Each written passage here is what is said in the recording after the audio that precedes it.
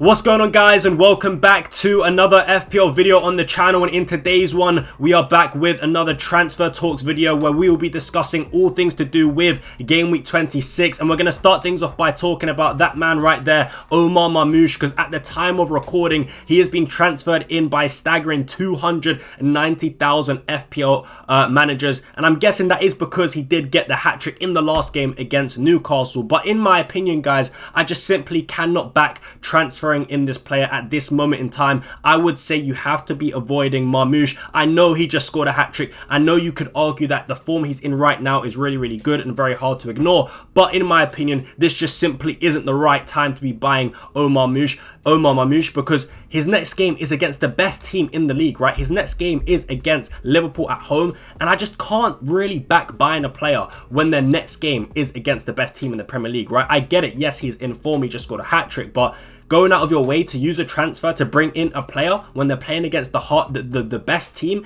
in the Premier League, I just simply cannot get behind that, which is why, in my opinion, you just simply have to be avoiding Marmoush. And to be fair, even when you look beyond this Liverpool game that Man City do have next, the fixtures don't get any better, because after Liverpool is Spurs away, and yes, I know Spurs haven't really had the best of seasons so far. They have been really poor, but I will say this: Spurs typically do well against Manchester City, and I would consider Spurs as sort of like a bogey team for Man City, right? So I wouldn't be surprised if Man City do struggle in this Spurs away game, right? So even this fixture, I couldn't really look at it as a good one for Marmoush, and then after that is Nottingham Forest away. So when you look at the next 3 games as a whole in totality, I don't think these fixtures are good enough to be bringing in Omar Marmoush at this moment in time, right? So yeah, for me, I would say he's a massive avoid. And look, I would say the right time to buy Marmoush would be in game week 29, man, when he's got Brighton at home, Leicester at home, United away, Palace at home. And to be honest with you, from 29 all the way to the end of the Premier League season,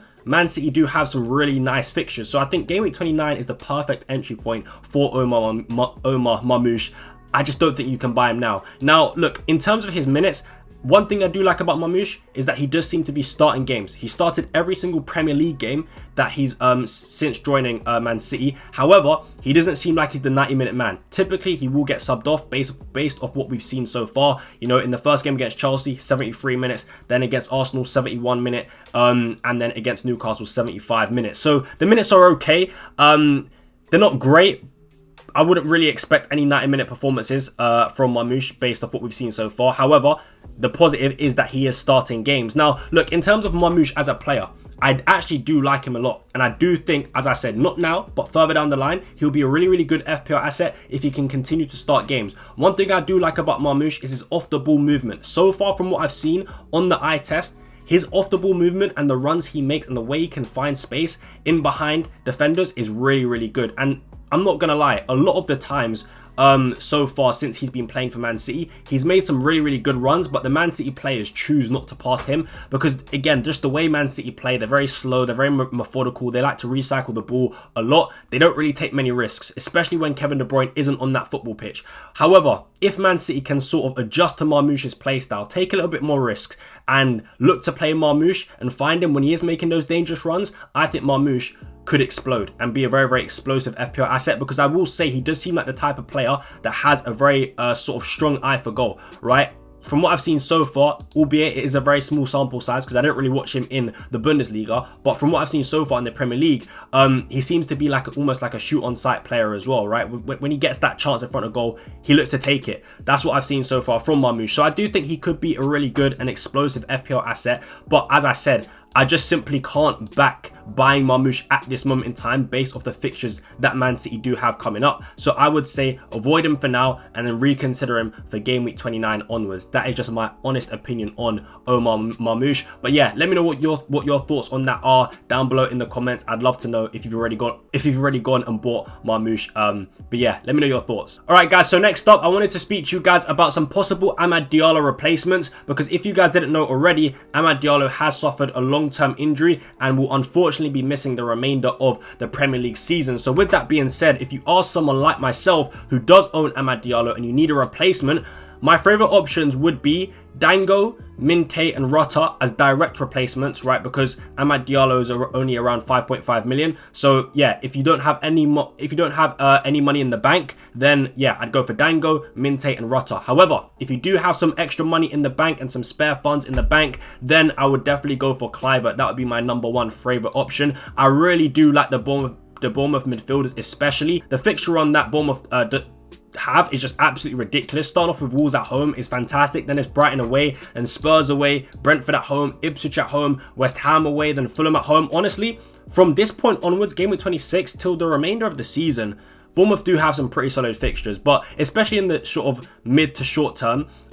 yeah, Bournemouth's fixtures are really, really good. So yeah, KLUIVERT would be my favourite, and then Dango, of course, if you can't afford KLUIVERT. But yeah, I like both Dango and KLUIVERT nonetheless. Both really, really good options. Bournemouth right now doing really, really well in the Premier League. They're scoring goals. They're defensively resolute and solid. So yeah, I am a big fan of KLUIVERT. You know, someone that I've spoke about a lot recently. But I also do like Minte and possibly even Rutter, right? Now, look, I want to start off talking about Minte because he's the one that scored a brace in the last game against Chelsea, right? And look, I'm not going to lie, right? Brighton's sort of upcoming fixtures, especially in like the mid to long term, are actually really, really good. And Southampton away is a pretty nice entry point. So I look at Minte, I look at Rutter, it's massive, massive differentials. Now, I'm not going to lie, there are some sort of concerns with these two players that I will get onto in a second. But just on face value, when you look at the fixtures, I really do like it. Southampton away, Bournemouth at home, Fulham at home, City away, Villa at home, then Palace away, then Leicester at home, Brentford away. I just honestly think the fixtures are pretty good. Now, I do think value-wise, Minte could be good. Now, look, the only issue I've got with players like Rutter and Minte is the minutes, right? With these Brighton attackers, I don't think they're nailed at all, to be honest with you. Like, Brighton don't really have many attacking injuries at this moment in time. I mean, look, João Pedro was even on the bench in the last game against Chelsea, so that tells you that, you know, they've got more than enough players in attacking positions to start games, right? So with that being said, I think the minutes certainly just are a massive concern, and like you can see this here with Rutter. Yeah, the minutes are pretty poor, right? I mean, 72 minutes against Chelsea is good. 90 minutes against Forest is pretty decent. But then before that, it's 45 minutes. It's 21 minutes, 27 minutes, 45 minutes. It's not really that great. And look, Minte, again, I'd say Minte's minutes are slightly better. But even then, they're still pretty poor in just generally speaking, right? 88 minutes against Chelsea, 90 minutes against Nottingham Forest. However, what I will say, although the minutes, right, have been pretty poor before Chelsea and Nottingham Forest, right? Because before that, it was 16 minutes against Everton, 68 minutes against United, 27 against Ipswich. Although the minutes have been pretty poor in recent weeks, I will say this. I do expect Hertzler to pretty much play the exact same team, or to start with the exact same team that just beat Chelsea 3-0 at home. I mean, surely that's just got to be common sense, right? The starting 11 that you put out that thrashed Chelsea 3-0 at home, you've got to play that again. So I would actually put my money on Minte starting against Southampton and getting some pretty decent minutes. And I'd also put my money on Jorginho Rutter, starting against Southampton as well and getting pretty decent minutes, because they did both start in that 3-0 win against Chelsea. So look, it's a massive, massive gamble. I'm not going to lie. And I'm not really saying, you know, go and get these players. You must get these players. But I'm just saying they could be considered. And if they don't have to start every game for you, then I don't see why not consider a Brighton midfielder. Honestly, I think differential-wise, you know, they could actually be a solid option. So yeah, man, I would definitely say keep an eye on Minte, keep an eye on Rutter, and yeah, definitely consider it, man. Because I think, look, if Hertzler does start with that exact same team against Chelsea, against Southampton, right? I'd assume that Brighton do beat Southampton, by the way. So if they win again, I'd assume he starts with that same 11 against Bournemouth, basically until they sort of lose a game or play badly, right? So yeah, with that in mind, I do think. And even if you want to just take a short-term punt, right? If you've got enough transfers in the bank to sort of take a short-term punt, then yeah, I definitely consider a Brighton midfielder like Minte, like Rutter, as a replacement for Amad Diallo, especially because the next game is Southampton, and Southampton are just really, really bad. But yeah, overall, I would say prioritize the Bournemouth midfielders. If you've already got some Bournemouth midfielders like Dango and KLUIVERT, then I'd definitely say I'd probably go for Minte. Like, I actually prefer Rutter as a footballer, but I feel like Minte's minutes are slightly better.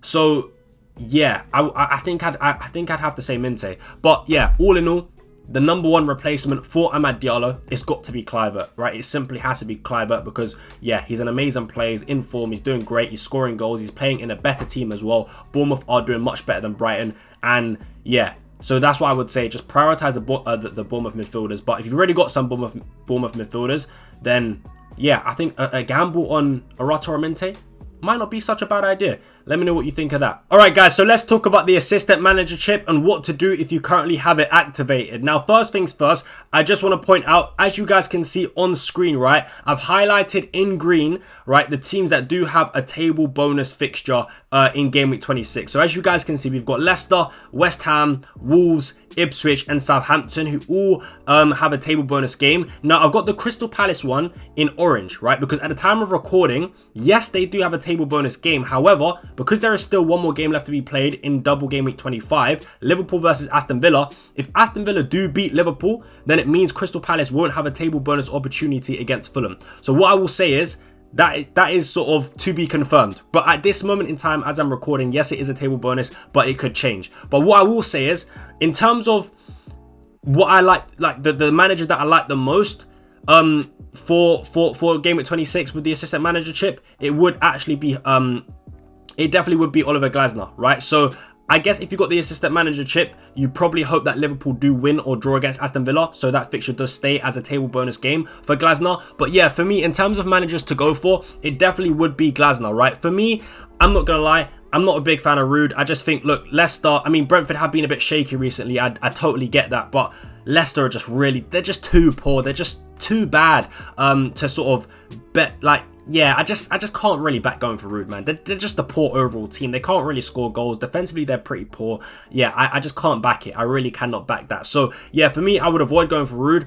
I think, look, West Ham against Arsenal, there's no point going for Potter. Wolves against Bournemouth, Vitor Pereira. It's not my favourite one, but I'd probably say it's my second best table bonus game out of all the teams that have a table bonus. I'd probably say that's my second favourite away to Bournemouth. I mean, look, I wouldn't expect Wolves to beat Bournemouth, but could they get a result? A draw maybe? Possibly. But again, it's not my favourite. As I said, my favourite would be Oliver Glasner if it stays as a table bonus. I mean, look, Ipswich against Spurs is not too bad, but Spurs are getting players back.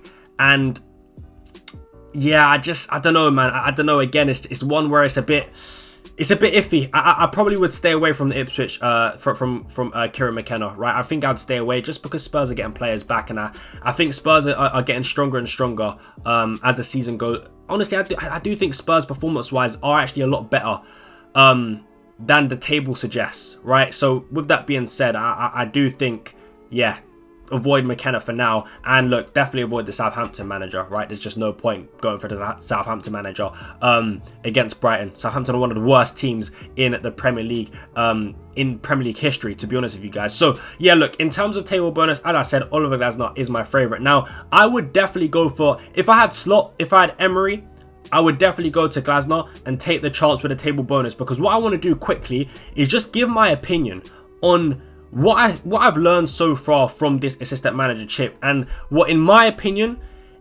I honestly believe the way the assistant manager chip should be used is to just play the high upside. Go for the high upside, go for the table bonus and take the chance. Go big or go home. That's how I think this chip should be played, because I'm not gonna lie, right? A lot of people went for Slot. And so far, overall, I think Slot's been pretty stinky. I'm going to be honest. And look, even for a 4-1 win, he only got 10 points, bro. For a 4-1 thrashing at home to Ipswich, he only got 10 points. Now, for me, the more and more I see this chip being used, the more and more I think it's better to go for the table bonus and take your chance. But it has to be logical. Don't go for the table bonus for teams by betting against teams like Liverpool. Like, going for a table bonus with a team playing against Liverpool, against Arsenal, just probably isn't ideal. The way I think you should play it, right? When you look at this Premier League table, who would you say is an imposter, for example, right? In the top four, you look at the top four, you've got Liverpool, Arsenal, Forest and City. Well, the imposter would probably be Nottingham Forest, right? Unfortunately, I hate to say it, I hate to be that guy to the Forest fans, but look, I look at your club, I look at Nottingham Forest as a team that probably, okay, yes, they deserve to be there this season, but if there's anyone that's going to drop out, if there's anyone that you'd bet on to drop out of that top 4 and lose games, it's going to be Nottingham Forest. They're the team that I'd bet against. So I think it's good to take a table bonus chance against a team like Nottingham Forest, for example, against a team like Bournemouth, for example, even against Chelsea with their recent form. I think form is also a big factor, right? Because at the start of the season, we wouldn't have said Chelsea, but given Chelsea's recent form, I think taking a table bonus chance against a team like Chelsea currently is a great play. So yeah, I think you have to be logical, you have to be smart with it. There's no point using table bonus by going against Liverpool, right? It just or even Arsenal, for example. It just doesn't seem logical, because we'd expect more times than not Liverpool and Arsenal to win those games, right? Nottingham Forest have a much bigger chance of dropping points and losing games as opposed to Arsenal and Liverpool do. So in my opinion, I think taking a gamble on table bonus is the way to go. And I think, look, Crystal Palace being a table bonus against Fulham is definitely the way to go this week, in my humble opinion, right? I mean, when you look at managers like Marco Silva, back-to-back 18 points for beating Newcastle and Forest. I mean, yeah, absolutely ridiculous. That's the way I believe the assistant manager chip should be played. Going for that table bonus and just sort of going for the high upside, man. Because honestly, going for Liverpool and Arsenal as assistant manager, I think so far it's been pretty underwhelming. So yeah, man, I think go big or go home is the way to go. And if you are someone that wants to go big and take a gamble on table bonus for this week, then I would certainly either go for Vitor Pereira of Wolves or Oliver Glasner, Crystal Palace. So yeah, that's just my humble opinion on the table bonus assistant manager chip. I am no expert, I'm probably waffling, but so far, honestly, I think table bonus is the way to go, man. But you have to be kind of logical with it. And one thing I do want to point out is when you have a table bonus game, you're never really going to have that sort of satisfied feeling of the underdog winning the game, right? They're an underdog for a reason. They're 5 places below in the Premier League for a reason, because typically this season they haven't been as good as the team they're up against, which is 5 places above them, right? So you're never really going to feel confident with your assistant manager. I just want to make that very, very clear. More times than not, if you do go for the table bonus fixture, you're not going to feel as confident, but I would say just make sure you're betting against the team, if they're high up, that is just not Liverpool or Arsenal. That's all I'd say. Anyone but Liverpool or Arsenal, bet against those teams. Even Man City, for example. I think if a lower side in the Premier League is playing against Man City at home, I wouldn't mind it, because Man City's defense so far has been really, really bad this season. So yeah, look, I'm probably rambling. I'm probably going, waffling on way too much. But yeah, that's just my sort of thoughts and feelings on the assistant manager chip, how it should be played, and just what I think in general. So yeah, man. Yeah, let's just move on to the next player, because I probably just waffled on for far too long. So next up, we do have Nwaneri, and at the time of recording, he has been transferred in by 92,000 FPL managers. And I'm gonna be honest, guys, he is another one where I genuinely believe we should be looking to avoid Nwaneri, right? First things first, I want to start off by saying the fixture run isn't that great in my opinion. It's West Ham at home, Forest away, United away, Chelsea at home, Fulham at home, Everton away. Now these fixtures are they're just okay. They're nothing special, right? They're not bad fixtures, but they're not great fixtures, because teams like Manchester United are really, really bad. Chelsea are trash at the moment. So yeah, these fixtures aren't as bad as they seem, but just overall as a fixture run, I don't think that it's that great. I don't think it's an amazing set of fixtures, and I will definitely say there's a lot of other teams that have better fixtures than this. So that's number one. But also number two is just also Arsenal as an attacking team, right? Arsenal as an attacking team are really, really poor at the moment, without the likes of Saka being fit, without Odegaard being in form, because yes, Odegaard is playing, but he is stinking up the place recently. I'm not going to lie. So you've got an out of form Odegaard, no Saka in the team, no Havertz, and look, Havertz, I don't really rate as a player, and I don't think he does much for Arsenal, but he's certainly better in the side than what who they've got now, right? Because they're playing a front three of Sterling, Trossard, and Nwaneri, and Trossard hasn't been performing. And my lord, Sterling, absolute horror show in the last game against Leicester. A stinker, a generational stinker of a performance against Leicester, right? He was the worst player on the pitch by a mile. And look, just Sterling overall, he's fell off massively as a poor player. So when you look at that Arsenal front three, I just think to myself, how on earth are Arsenal going to be scoring a high amount of goals? I just don't see it. So for me, I just think Arsenal as an attacking team as a whole are really, really bad. Yes, they beat Leicester 2-0, but I watched the game. They weren't great, honestly, until Mourinho came on the pitch. It just looked poor. It genuinely just looked poor. And I will say this though, right? Nwaneri was the standout player for Arsenal. Definitely the standout attacker. He was the one that was getting the crosses into the box. He was the one that was looking to, that had an eye for goal. So I do think, look, Nwaneri is a good player. I'm not going to lie, right? He 100% is a good player and probably Arsenal's best attacker that they have available right now. However, I just think, I don't know if he can carry that Arsenal attack, right? If it was Bukayo Saka, it would be a different story because we know what Saka can do. But right now, Nwaneri is an unknown quantity, right? So I wouldn't put too much trust in him as an FPL asset because we don't know what he can provide, and he might struggle playing back to back games, right? Because Arsenal have no one available. So I don't doubt that he won't start games. However, he can start to experience fatigue. He's probably not used to playing that many games in quick succession in men's football like this. So look, for me, I just think Nwaneri is a player that we should be avoiding, right? Because I just think the environment isn't right for Nwaneri to really hit the heights that he possibly can, because he's playing in a very bad, negative Arsenal side at the moment. If he was playing alongside an informed Kai Havertz, an informed Odegaard, an informed Bukayo Saka, right, then I would say, yeah, sure, go for it. You know, he's 4.5 million, really, really cheap, playing in this good, free-flowing Arsenal side, but it's the complete opposite, man. This Arsenal side has looked really, really poor, especially going forward, right? And creatively, they've looked really, really poor. So, yeah, for me, I would say avoid Nwaneri. I know he got an assist in the last game, but yeah, for me, I just think it just isn't the right time. The fixtures aren't good enough, and for me, I just think, yeah, man, I just think the Arsenal attack is just really, really poor. I mean, that's just my opinion. So yeah, let me know what you guys do think of that. Again, I could be waffling, but yeah, I'd love to know what you guys do think of Ivan Nwaneri. All right, guys, so next up, we do have Matheus Cunha, and currently at the time of recording, he has been transferred in by around 67,000 FPL managers, and I'm not going to lie, I completely back this transfer. I can totally understand why FPL managers are looking to buy Matheus Cunha, and he is someone that I would actually recommend buying as well. Maybe not this week specifically, you don't have to do it this week depending on who your front line is, but he is definitely someone that should be in sort of your transfer thoughts, right?